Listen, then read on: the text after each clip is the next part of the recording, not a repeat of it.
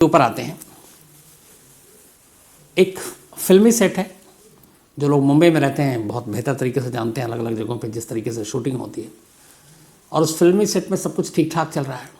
तमाम एक्टर, को actor, extras, technician, lightman, cameraman, director, producer सभी मौजूद हैं पूरे सेट पर।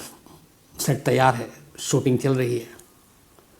और उसी शूट के दौरान अचानक उसी फिल्मी सेट पर एक खबर आए कि उनकी जो लीड एक्टर या लीड हीरोइन है इस सीरियल की, वो फंदे से झूल रही है। तो फिर पूरा सेट क्या होगा, कैसा होगा, इसके बाद क्या होगा, हम लोग आसानी से समझ सकते हैं। फिल्मी दुनिया में चमकते पर्दे पर ऐसे बहुत सारे किस्से हुए, ऐसी बहुत सारी अफसोसनाक मौत हुई जिन्हें हम शोहरत की मौत भी कह सकते हैं। लेकिन इधर कुछ वक्त से जिस तरीके की मौत की खबरें फिल्म इंडस्ट्री से आ रही है वो बेहद अफसोसनाक भी है। ख़ुदकुशी, जो मैं बार बार कहता हूँ कि किसी चीज़ का हल नहीं है, लेकिन कई ऐसी चीज़ें होती हैं जिससे बार बार ऐसी खबरें सुनने को आती हैं और मुझे आपको सुनाना पड़ता है। तुनिशा शर्मा 20 साल की एक उभरती हुई अदाकारा, एक्ट्रेस, बेहद खूबसूरत। अभी बस हफ्ते भर बाद 4 जनवरी को शायद वो अपना 21वां जन्मदिन मनाती है। 4 जैन को 21st बर्थडे। 4 जनवरी 2002 को चंडीगढ़ में पैदा हुई एक ठीक ठाक परिवार में। बड़ी हुई बचपन से एक्टिंग का शौक़ था। इसके बाद उसे मौका मिला 14 साल की उम्र में ही उसने एक जो पहला रोल किया था, एक टीवी सीरियल था भारत का वीर पुत्र, महाराणा प्रताप, उसके लिए चुना गया, उसमें काम किया। और इस सीरियल में राजकुमारी चंद्र कंवर की जो भूमिका थी वो निभाई तुनिशा ने। इसके बाद चक्रवर्ती अशोक सम्राट नाम का एक टीवी सीरियल आया था, उसमें राजकुमारी अहंकारा की भी भूमिका निभाई। तो बचपन में ही एक्टिंग का शौक़ था, बचपन से इसने काम शुरू किया। फिर उसके बाद कई और सीरियल किए जिसमें गब्बर पूंछवाला, शेर पंजाब, महाराजा रंजीत सिंह, और 2020 18 से 19 तक कलर्स टीवी पे एक शो था इंटरनेट वाला लव, इसमें भी काम किया। सीरियल के अलावा जो फिल्में की, फितूर एक फिल्म थी, उसमें काम किया। इसके अलावा बार बार देखो, कहानी 2, विद्या बालन की बहुत ही अच्छी फिल्म थी, सस्पेंस से भरी हुई, तो कहानी 2 में काम किया।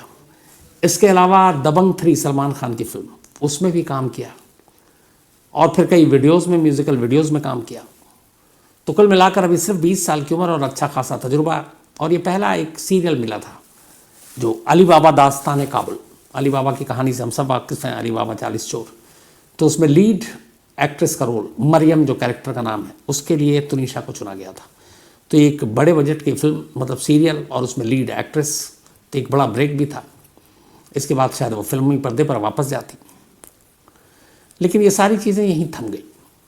क्यों थमी, उसकी वजह क्या है? इसी साल जून में 2022 अब बस दहलीज पर है अपने विदाई के, 2023 शुरू होने वाला है। तो करीब 6 महीने पहले जून में तुनिशा की मुलाकात मुंबई में ही पैदा हुए एक और एक्टर जिसका नाम है शीजान अहमद खान, इससे होती है। शीजान अहमद ने भी कई सीरियल में काम किया, कि 2 बहनें हैं, वो भी टीवी सीरियल में काम करती हैं। और शीजान अहमद को भी एक्टिंग का शौक़। एक जोधा अकबर सीरियल आया, उसमें यंग अकबर का रोल भी प्ले किया। फिर कई और छोटे मोटे रोल मिले, लेकिन अली बाबा दास्तान काबुल शीजान के लिए भी एक बड़ा ब्रेक था, क्योंकि इसमें लीड एक्टर का रोल अली बाबा का शीजान प्ले कर रहा था। तो शीजान के लिए लीड एक्टर, उधर तुनिशा के लिए लीड एक्ट्रेस का रोल, दोनों हीरो और हीरोइन सीरियल के मेन। जून से इस सीरियल की शुरुआत हुई शूटिंग की, और 6 महीने पहले की बात है। इसी दौरान दोनों एक दूसरे के करीब आए, मुलाकात हुई, फिर बातचीत हुई, फिर धीरे धीरे दोनों में प्यार हो गया। और इस प्यार के बारे में दोनों के परिवार को मालूम था, शीजान की बहनों को भी मालूम था, शीजान की माँ को भी मालूम था।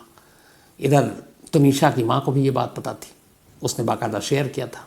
दोनों के जो सोशल मीडिया अकाउंट्स हैं उसमें भी दोनों की एक दूसरे की तस्वीर डालते थे। तो लगभग ये सेट पे भी और फैमिली को भी हर एक को पता था कि शीजान और तुनिशा दोनों एक दूसरे को प्यार करते हैं और दोनों रिलेशन में। अब सब कुछ ठीक चल रहा था। अचानक, पहले आज की कहानी बताता हूँ, फिर पीछे जाऊँगा। इस सीरियल की शूटिंग जो चल रही थी वो मुंबई के नया गांव में एक मदर नेचर स्टूडियो है, उसी स्टूडियो के अंदर इस अली बाबा दास्तान काबुल की शूटिंग चल रही थी। शूटिंग में आज भी बहुत सारे अलग अलग सीन शूट होने थे। सुबह करीब 10 बजे मीरा रोड पर रहती है तुनिशा, वहाँ से ये स्टूडियो पहुँचती है। वहाँ जाने के बाद इसका सेकंड हाफ में तुनिशा का शॉट थे। उससे पहले शीजान के कुछ शॉट थे, वो अपना शूट कर रहा था। ये वहाँ पहुँचती है, मेकअप रूम में थोड़ी देर तक बैठती है, मेकअप कराती है। तुनिशा मेकअप कराने के बाद अपना एक वीडियो जो मेकअप हो रहा था वो आप देखेंगे इस कहानी के बीच में भी, वो शायद उसका आखिरी वीडियो होगा। तो वो शूट कर रही होती है और उस पूरे मेकअप के शूट को वो सोशल मीडिया पे अपलोड भी करती है तुनिशा, और ये उसका आखिरी वीडियो है जो उसने शूट करके अपलोड किया।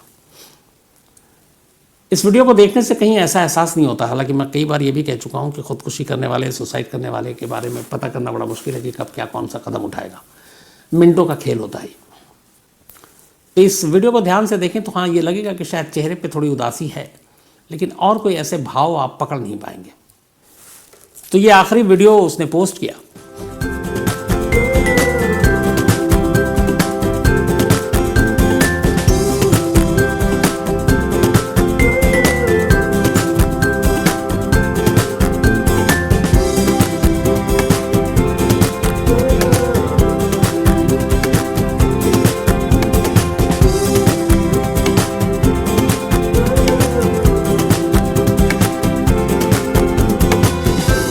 तो इस वीडियो से पहले वो वन लाइनर एक पोस्ट शेयर करती है।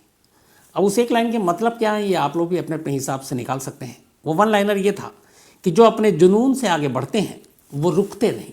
ये तुनिशा ने लिखा है लास्ट, कि जो अपने जुनून से आगे बढ़ते हैं वो रुकते नहीं। अब आप इसको किस सेंस में लेंगे?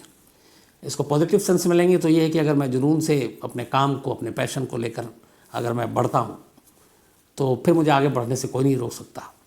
कायदे से जो मुझे समझ में आ रहा है वो इस लाइन का मतलब यही है। तो अगर इसको पॉजिटिव वे में लेते हैं तो कुछ देर पहले वो ये लाइन लिखती है और कुछ देर के बाद उसकी मौत की खबर आती है। ये बड़ी सी अजीब सी बात लगती है, लेकिन खैर। तो वो स्टूडियो पहुंचने के बाद अपने मेकअप का वीडियो एक अपलोड करती है, फिर ये एक लाइनर मैसेज शेयर करती है। और इस दौरान में शीजान का भी शूट चल रहा है। अभी इसका शुरू नहीं हुआ तुनिशा का। थोड़ी देर के बाद अब उधर शूट खत्म होता है, लंच टाइम हो जाता है। लंच टाइम में शीजान जो है वापस आता है अपने मेकअप रूम में। जो मेन एक्टर होते हैं उन सभी का मेकअप रूम अलग अलग होता है, मेकअप आर्टिस्ट अलग अलग होते हैं। तो वो अपने मेकअप रूम में आता है। इत्तेफाक से तुनिशा वहीं आती है। फिर दोनों उसी मेकअप रूम में खाना खाते हैं साथ में। ये वक्त होगा करीब दोपहर के 3 बजे का। खाना खाने के बाद शीजान वहाँ से निकल जाता है। 15 मिनट की बात है, दोनों जब साथ रहते हैं। अब इसके बाद तुनिशा का शूट शुरू होने वाला था, तो वो निकल जाता है और ये भी निकलती है साथ साथ में, तुनिशा उसके साथ मेकअप रूम से बाहर। लेकिन थोड़ी देर के बाद वो अपने स्टाफ से कहती है कि मैं भी वॉशरूम से होकर आ रही हूँ, और वो वहाँ से निकलती है और चली जाती है। इसके बाद सब अपने शूट में बिजी हो जाते हैं, किसी को कुछ पता नहीं। अब इधर तुनिशा का अब शॉट है, उसको आना है, लोग ढूंढ रहे हैं, वो मिल नहीं रही है। तभी कुछ लोगों ने तुनिशा को शीजान के मेकअप रूम में जाते हुए देखा था, तो वहाँ गए। लेकिन मेकअप रूम अंदर से बंद था, और ऐसा जनरली होता नहीं, मेकअप रूम खुला होता है। तब अंदर से किसने दरवाज़ा बंद किया, ये सारे स्टाफ सोच रहे होते हैं। आवाज़ देते हैं, अब अंदर से कोई आवाज़ नहीं दे रहा है, काफ़ी आवाज़ दी गई। इधर इस दौरान में शीजान को भी ये बात बताई गई, वो भी आया, अब वो भी आवाज़ दे रहा है, लेकिन अंदर से कोई रिस्पॉन्स नहीं। थोड़ी देर तक आवाज़ दी गई, दरवाज़ा पीटा गया, लेकिन दरवाज़ा खुला नहीं। तो इन्हें डाउट हुआ। तो इसके बाद फिर लोगों ने दरवाजे को धक्का मारना शुरू किया, और थोड़ी देर के बाद वहाँ के जो स्टाफ सारे खड़े हुए थे, उन्होंने जब धक्का मारा, दरवाज़ा खुल गया। सामने का मंजर देखकर लोगों की चीखें निकल गईं। अंदर मेकअप रूम में एक पंखा था, उस पंखे से एक फंदा बनाया गया था, और उस फंदे का दूसरा सिरा तुनिशा के गले में था। लोगों ने फ़ौरन उसके पैर पकड़े, कुछ लोगों ने फंदा काटा। तुनिशा को नीचे उतारा गया और लेकर फ़ौरन हॉस्पिटल गए, पास में ही भागे वहाँ। लेकिन डॉक्टरों ने जब देखा तो उन्होंने कहा कि अब ये ज़िंदा नहीं है, इसकी मौत हो चुकी है। कुछ दिन पहले तुनिशा के हाथ में चोट लगी थी, तो वो बैंडेज बांधती थी। आपको याद होगा वो मोटा सा बैंडेज आता है जिसके कई सिरे होते हैं, तो वो बैंडेज उसके साथ था। जब शूट कर रही होती थी वो बैंडेज हटा देती थी। जिस पंखे से उसने फंदे से वो झूली, उस पंखे को जो फंदा बनाया गया जिस चीज़ का, वो वही उसका बैंडेज था। अपने उस बैंडेज को ही उसने पंखे में एक सिरा बांधा और दूसरा सिरा अपने गले में डाला और उससे झूली थी।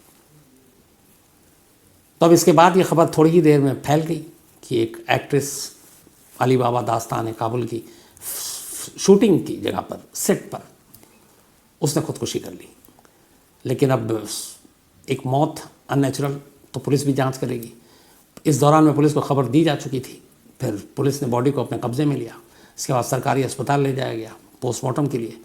और तभी फिर जो तुनिशा, उनकी माँ भी वहाँ पहुँची और उनकी माँ ने आने के बाद ये कहा कि उनकी बेटी की खुदकुशी के लिए कोई जिम्मेदार है तो वो शीज़ान अहमद ख़ान है, और उसी की वजह से उनकी बेटी ने सुसाइड किया। पुलिस को उन्होंने कंप्लेंट दिया, और जब पुलिस को ये कंप्लेंट मिला तो पुलिस ने 306 खुदकुशी के लिए, उकसाना, एबेटमेंट ऑफ सुसाइड के लिए मामला दर्ज कर शीज़ान को रात को ही गिरफ्तार कर लिया।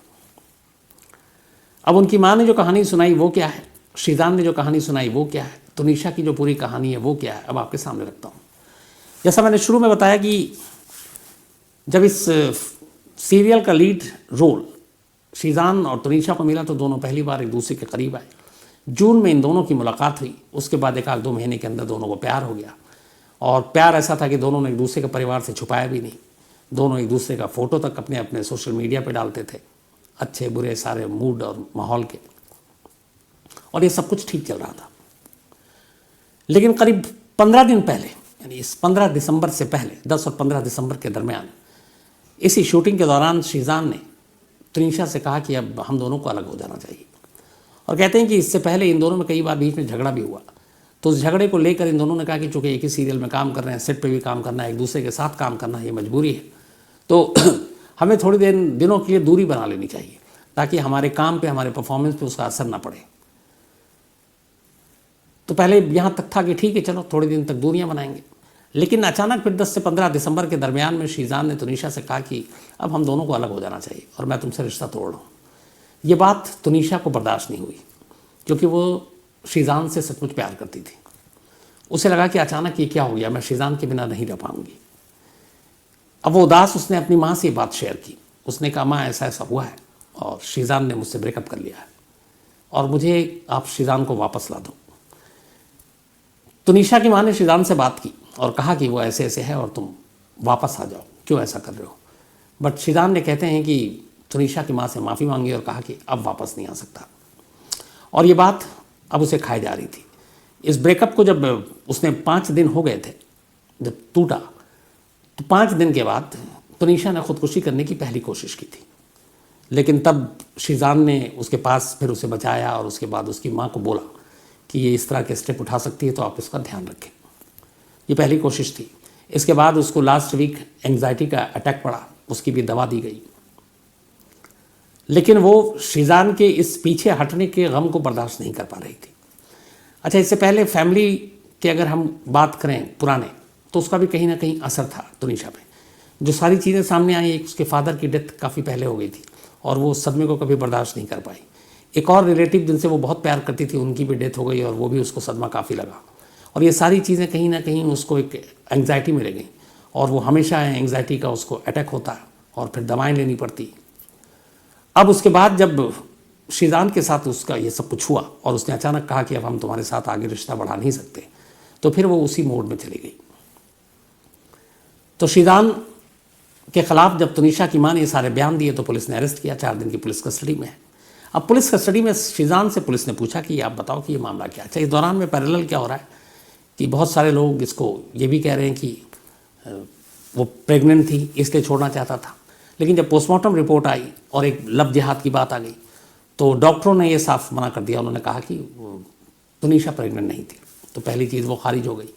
दूसरा कि क्यों ऐसा उसने किया 6 महीने पहले, तब उसने जो रीज़न दिया पुलिस को बताया, उसने कहा कि एक तो मैं उम्र में उससे बड़ा था तुनिशा से, और दूसरा जो आफ्ताब और श्रद्धा केस हुआ उसके बाद मैं थोड़ा डर गया था क्योंकि हम दोनों अलग रिलीजन के थे, अलग धर्म के थे। तो उम्र का फासला और आफ्ताब का किस्सा सामने आना, उसने फिर मुझे लगा कि इस रिश्ते को हम आगे नहीं बढ़ा सकते, तो उससे बेटर है कि यहीं पे इस रिश्ते को ख़त्म किया जाए। और इन्हीं चीज़ों की वजह से हमने ख़त्म किया। अब लेकिन यहाँ पर जो अगर पहला 2 चीज़ें हैं, एक जब जून में दोनों या जुलाई में रिश्ता शुरू हुआ तब भी शीज़ान को ये पता था कि वो दूसरे धर्म की और वो दूसरे धर्म का। तब भी उसे पता था कि उसकी उम्र क्या और उसकी उम्र क्या है।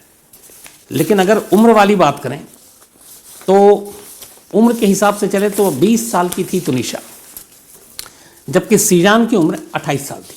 तो मुझे लगता नहीं कि 8 साल बहुत बड़ा गैप होता है किसी, क्योंकि 94 में मुंबई में सीजान पैदा हुआ था 1994 में, तो 6 उधर और 22 इधर, 28 साल। जबकि 2002 में तुनिशा पैदा हुई थी, तो वो 20 बल्कि अब 21वां होने जा रहा था, उसके 28, तो 7-8 साल का फ़र्क था। तो ये उम्र में इतना बड़ा फासला नहीं है जो लगे कि सोचने वाली बात थी। दूसरा जो मैंने कहा कि अगर दो अलग अलग धर्मों के हैं, रिलीजन के हैं, और ये आफ्ताब और श्रद्धा हो गया, तो यहाँ पे दो बातें यही है कि एक पहले दिन से पता था, दूसरा कि अगर आफ्ताब और श्रद्धा की कहानी सामने आने के बाद वो घबराया और डरा, तो फिर इसका मतलब है कि कहते हैं ना कि मोहब्बत करने वाले डरते नहीं हैं, तो यहाँ पे भी वो बात फिट नहीं बैठ रही है। लेकिन कुल मिलाकर पुलिस अभी तक जो जांच की है उसमें यही है कि 15 दिन पहले ब्रेकअप का फैसला हुआ। इस बात को तनीषा बर्दाश्त नहीं कर पाई और वो किसी भी कीमत पे शीजान के पास वापस जाना चाहती थी। वो ये भी चाहती थी कि शीजान उसके पास वापस आए, और ऐसा हो नहीं पाया, और इसी सदमे की वजह से उसने एक कदम उठाया। जहाँ तक सुसाइड और मर्डर की बात है तो पुलिस ने इस एंगल से भी जांच की। वहाँ पे करीब 14 ऐसे विटनेस थे। जिस मेकअप रूम में ये हादसा हुआ, उस मेकअप रूम का दरवाज़ा अंदर से बंद था, और चूँकि सारे विटनेस थे और उसको बाद में जब धक्का देकर तोड़ा गया तो वो लॉक अंदर की तरफ से था। जो उसके अपने बैंडेज थे वो गले में फंदे के साथ था। तो पुलिस को अभी तक कोई फाउल प्ले इसमें दिखाई नहीं दे रहा है, लेकिन फिर भी पुलिस का काम है ताकि कोई उंगली ना उठाए इस मामले में। तो पुलिस अब मामले की जांच कर रही है इस एंगल से भी कि ये सुसाइड ही है। हालांकि जो पोस्टमार्टम रिपोर्ट शुरुआती आई है वो सुसाइड की तरफ ही इशारा कर रहा है। अब पुलिस को सिर्फ मोटिव देखनी है, लेकिन कुल मिलाकर जो थोड़ी सी इसमें सारी चीज़ें हुई वो ये कि कमरा बंद था और तुनिशा ने की जान गई, लेकिन उस पूरे कमरे की छानबीन में कहीं भी सुसाइड नोट नहीं मिला। न तुनिशा के घर पे फिर पुलिस ने छानबीन की, उसकी सारी डायरियाँ बाकी चीज़ें देखी, कहीं सुसाइड नोट नहीं मिला। तो सुसाइड नोट नहीं है इस पूरे केस में। अब ये इससे क्या पता चलता है? इससे दो चीज़ें होती हैं। पहली जो पुलिस का कहना वो ये कि उसने सुसाइड अचानक किया। अगर वो पहले से सोच कर करती तो शायद सुसाइड नोट लिखती। दूसरा, 3 बजे के आसपास वो और शीजान खाना खा रहे थे और उसके नेक्स्ट 15 मिनट के अंदर अंदर उसने सुसाइड कर लिया, और उससे पहले वो ठीक ठाक नॉर्मल थी। तो शीजान और ये जो दोनों खाना खा रहे थे और दोनों अकेले थे, उस दौरान 15 मिनट में ऐसी क्या बात हुई, ये बेहद इंपॉर्टेंट है इस केस में। और शीजान ने शायद पुलिस को इसके बारे में पूछा भी होगा पुलिस ने, और वो बताया भी होगा। तो ये 15 मिनट का है। लेकिन अगर ये पहले से तय होता कि उसे खुदकुशी करनी है तो यकीनन वो सुसाइड नोट लिखती। लेकिन सुसाइड नोट ना होने से फिर बहुत सारे शक और सवाल भी उठेंगे। और हालांकि पुलिस ने 306 अबेटमेंट ऑफ सुसाइड, खुदकुशी के लिए उकसाने का मामला शीजान के खिलाफ दर्ज कर लिया है, और उसके अपनी दलीलें होंगी, इधर से अपनी दलीलें होंगी। लेकिन सुसाइड नोट होता तो ये केस और पुख्ता हो जाता। अब पुलिस जांच कर रही है। ऐसे बहुत सारे केस आपको पता है सुशांत सिंह राजपूत से लेके बाकी भी हुए जिसमें बड़े सारे सवाल उठे थे। तो मुंबई पुलिस ही वो पुलिस थी जिसको लेकर सवाल उठे थे। अब फिर से एक एक्ट्रेस की मौत है और एक एक्टर शक के घेरे में है। तो मुझे उम्मीद है कि मुंबई पुलिस ऐसी कोई भी लापरवाही नहीं बरतेगी जिससे इस केस का हश्र कुछ और हो और फिर लोगों को बोलने का मौका मिले। तो पुलिस अपनी जांच ईमानदारी से करेगी, यही हम सबको उम्मीद है।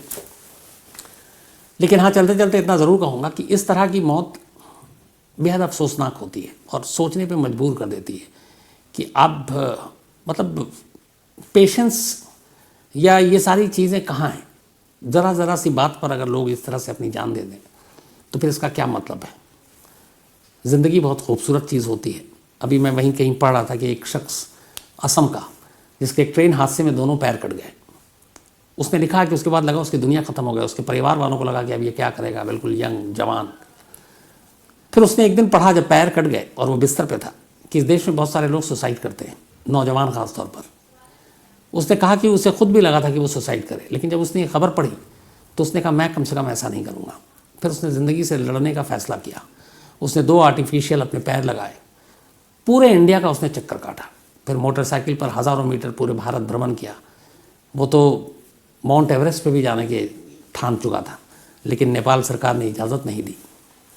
और वो घूम घूम कर पूरे देश में ये बताता है कि ख़ुदकुशी करना किसी भी मसले का हल नहीं है। तो एक ऐसे भी लोग हैं जिनके दोनों पैर कट चुके हैं। आप सोचिए उनकी क्या ज़िंदगी होगी। पूरी तरह से बैसाखी पर उसकी ज़िंदगी है, लेकिन हिम्मत नहीं आ रहा, आर्टिफिशियल पैर लगाए, और आज पूरा देश मानता उसको, और उसके जितने सपने